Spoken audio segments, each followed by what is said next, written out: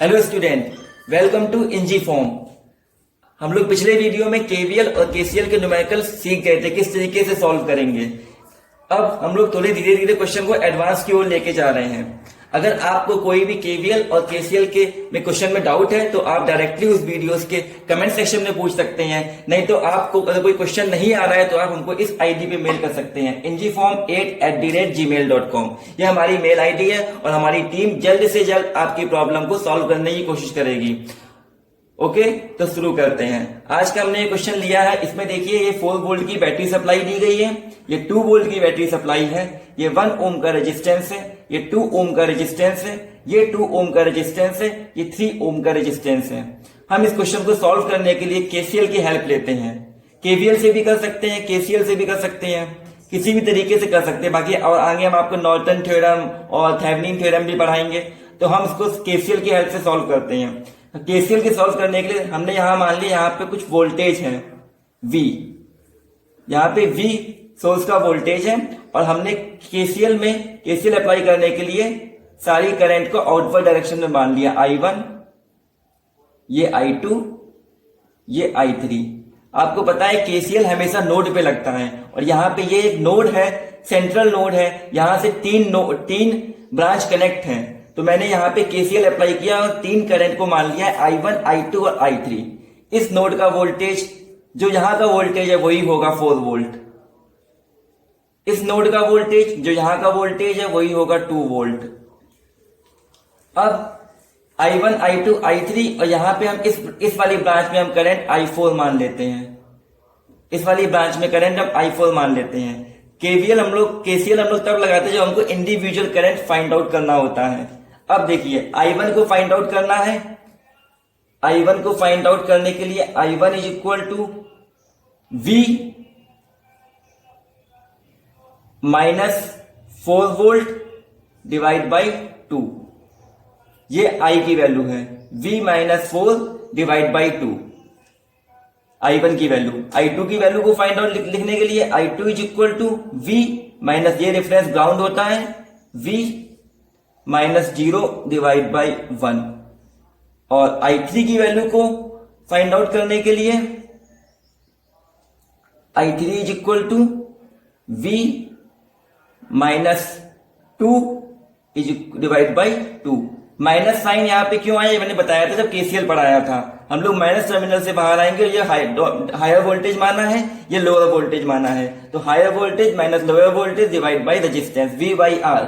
उस तरीके से मैंने इक्वेशन को I1, I2 और I3 की वैल्यू को फाइंड आउट कर लिया है। अब अकॉर्डिंग टू केसीएल क्या होता है, the algebraic sum of current meeting at a point in an electric circuit is always 0। तो अलजेब्रिक सम ऑफ करंट, अब सारी सम का करंट का अलजेब्रिक सम कर देंगे, इसको 0 के इक्वल कर देंगे।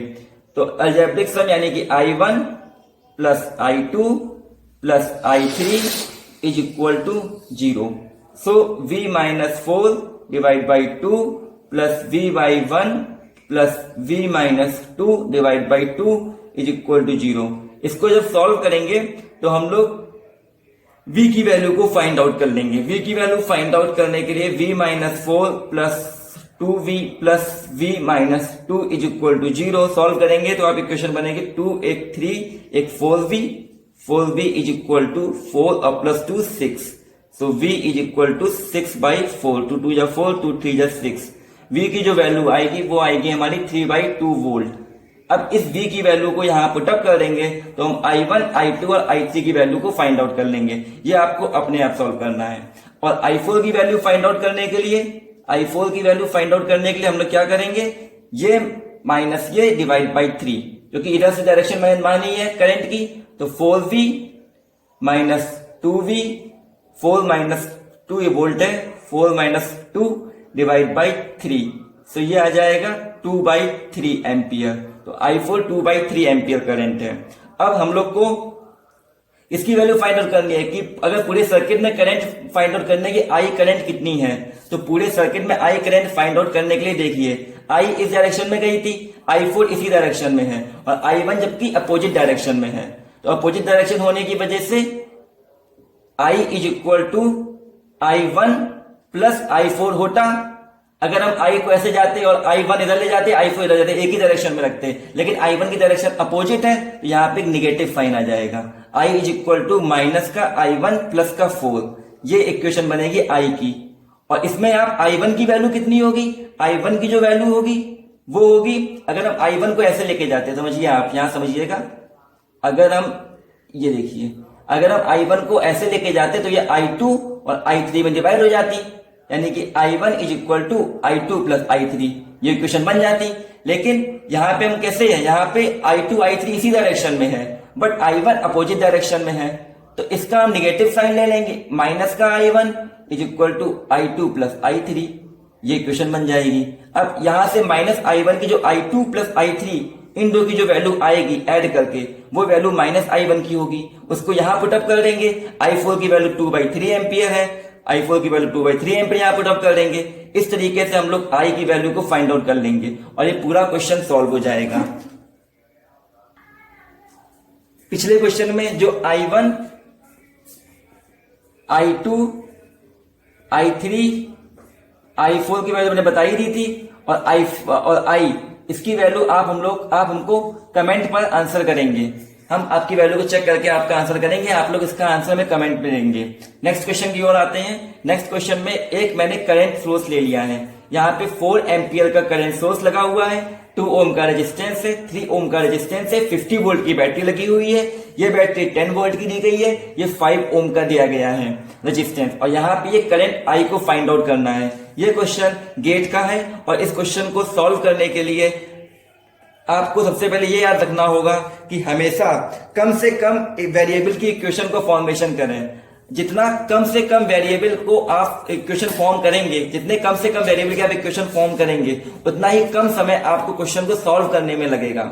आपसे सिर्फ आई करंट, इस यहाँ की आई करंट पूछी गई है, इंडिविजुअल करंट पूछी गई है, आप किस तरीके से सॉल्व कर सकते हैं देखिएगा आप। यहाँ पे 50 वोल्ट की बैटरी है, 3 ओम का रेजिस्टेंस है, ये 10 वोल्ट की बैटरी, 5 ओम का रेजिस्टेंस। आप ये देख रहे होंगे कि इस ब्रांच में, इस पूरी ब्रांच में कितनी करंट फ्लो हो रही है, 4 एम्पियर की। इस पूरी ब्रांच में 4 एम्पियर की करंट फ्लो हो रही है। ठीक, मैंने माना यहां से आई करंट फ्लो हो रही है, ठीक, आई माना मैंने, और 4 करंट यहां से आ रही, यहां से आ रही, यहां घुस गई, तो क्या हो गई, आई प्लस 4 यहां से एंटर कर गई 4 करंट, तो ये करंट मानी कितनी हो गई, आई प्लस 4। इसका मतलब क्या, यहां से आई प्लस 4 करंट निकल रही है। क्यों? क्योंकि आई करंट ये है, ये करंट आई है, इधर से वापस ले आए आई, और 4 यहां चली गई, तो दोनों मिला के कितनी होगी, यहां से कितनी निकली होगी, यहां से आई प्लस 4 निकली होगी। अब देखिए आई प्लस 4 ये करंट यहां से निकल रही है। अब इस सर्किट की इक्वेशन बना दो। इस सर्किट की इक्वेशन बनाने के लिए आप, मैंने क्या बताया, प्लस 50 वोल्ट से निकले, प्लस 50 वोल्ट ले लिया मैंने, ठीक, माइनस करंट के साथ चल रहे हैं, 3 आई प्लस 4,